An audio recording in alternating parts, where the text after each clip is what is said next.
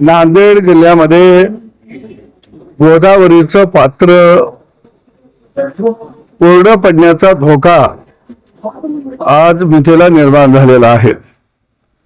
भविष्य काळामध्ये गोदावरी नदी ही लुप्त पावेल का काय अशी परिस्थिती वाळू तस्कर माफिया यांनी केलेली आहे। दररोज 200, 300, 400 डंपर, तितके ट्रॅक्टर, दिवसा ढवळ्या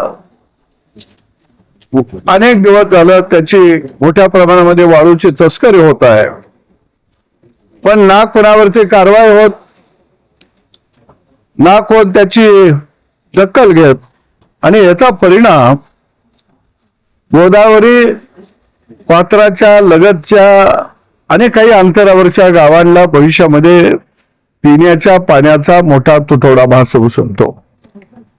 शेती ज्या आज हिरवीगार दिसत आहे ती सगळी शेती शेतकऱ्यांची राख झालेली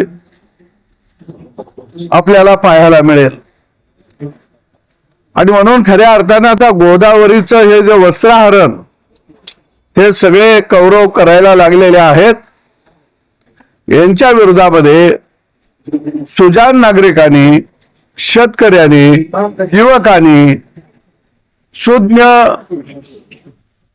नागरिकांनी उठाव करणं अत्यंत गरजेचं आहे असं मला वाटतं।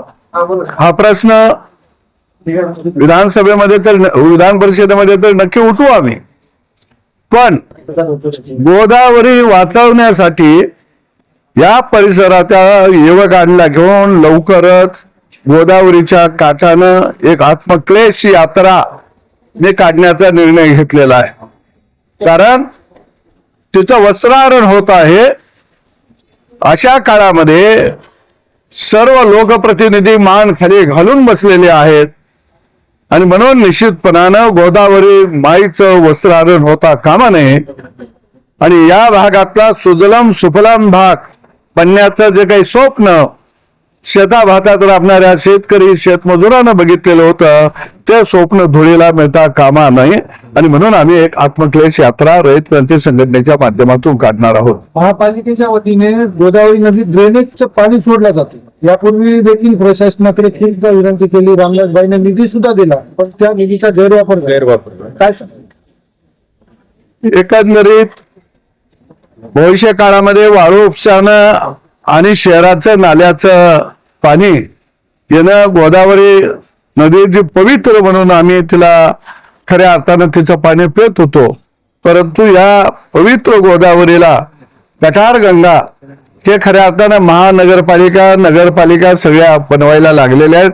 त्याच्या पाणी शुद्धीकरण प्लॅन्टवरती कोट्यावधी रुपये हे नांदेड महानगरपालिकेला मिळालं, इतर नगरपालिकांना मिळालं, परंतु इथला पैसा फक्त आडवा आणि जिरवा एवढाच काम खऱ्या अर्थानं या सगळ्या ह्याच्यात दिसलं।